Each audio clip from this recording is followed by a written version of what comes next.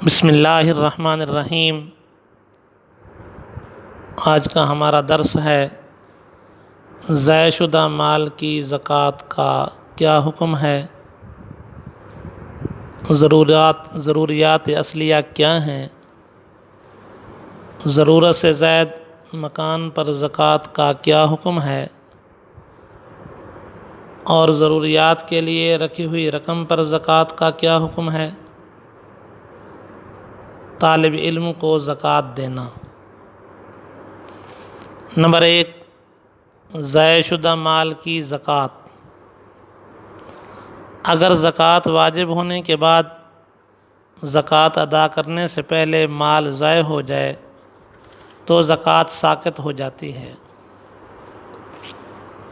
اگر نصاب پر زکوٰۃ واجب ہونے کے بعد خود مال کو ہلاک کر دے تو زکوٰۃ ساقط نہیں ہوگی بلکہ زکوٰۃ ادا کرنا لازم ہوگا۔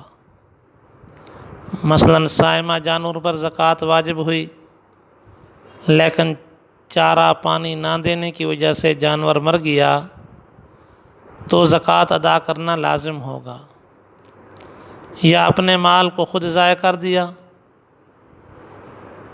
تو بھی زکوٰۃ کا ادا کرنا لازم ہوگا، زکوٰۃ ساقط نہیں ہوگی۔ اگر کسی کو قرض یا عاریت دینے کے بعد اگر مال ہلاک ہو جائے تو اس کی زکوٰۃ ساقط ہو جائے گی۔ نمبر 2، ضروریات اصلیہ کیا ہیں۔ رہنے کا گھر، پہننے کا کپڑا، گھریلو سامان، فریج، واشنگ مشین، سلائی کی مشین، صوفے، قالین، کھانے پینے کی اشیاء،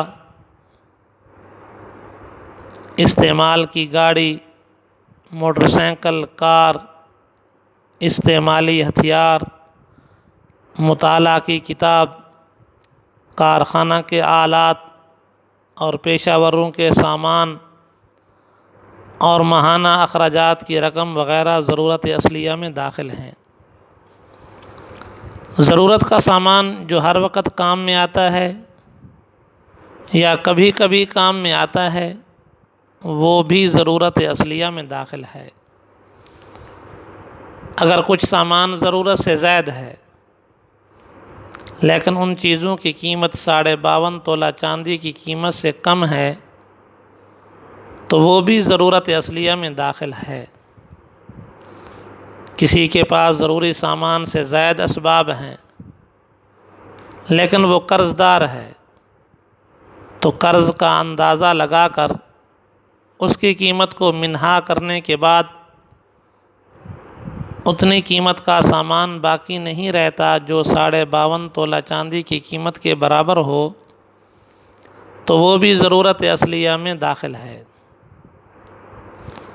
جواہرات، موتی، یاقوت وغیرہ اگر تجارت کے لیے نہ ہوں تو وہ بھی ضرورت اصلیہ میں داخل ہیں، اور ضرورت اصلیہ کی چیزوں پر زکوٰۃ واجب نہیں ہوتی۔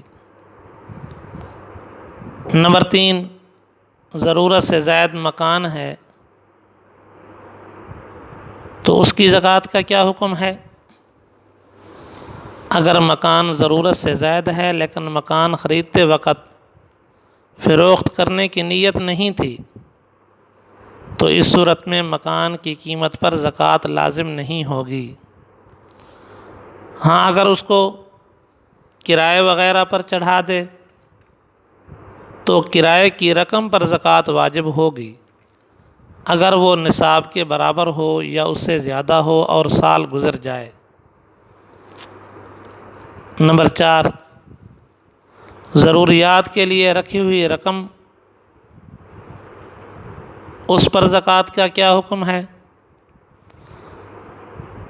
اگر کسی آدمی کے پاس مکان یا گھریلو سامان نہیں یا شادی نہیں ہوئی اور اس نے مکان یا سامان خریدنے کے لیے یا شادی کے خرچہ کے لیے رقم جمع کر کے رکھی ہے اور وہ رقم نصاب کے برابر یا اس سے زیادہ ہے اور اس پر سال گزر گیا ہے تو اس پر زکوٰۃ واجب ہوگی، 2.5% زکوٰۃ ادا کرنا لازم ہوگا۔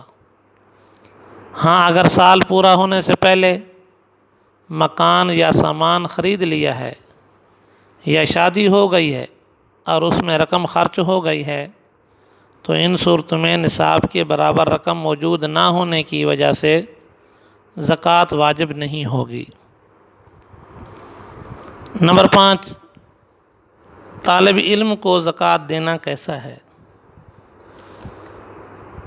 دینی مدارس میں علم دین حاصل کرنے والے غریب طلباء کرام زکوٰۃ کے بہترین مصرف ہیں۔ فقہائے کرام نے دینی طلباء کو فی سبیل اللہ میں داخل فرمایا ہے اور طلباء ابن السبیل میں بھی داخل ہیں، اور رسول اللہ صلی اللہ علیہ وآلہ وسلم نے دینی طلباء کے ساتھ نیک سلوک اور احسان کرنے کی تاکید سے وصیت فرمائی ہے۔ لہٰذا اگر طالب علم غریب ہے، مالدار صاحب نصاب نہیں ہے تو اس کو زکوٰۃ دینا جائز ہے۔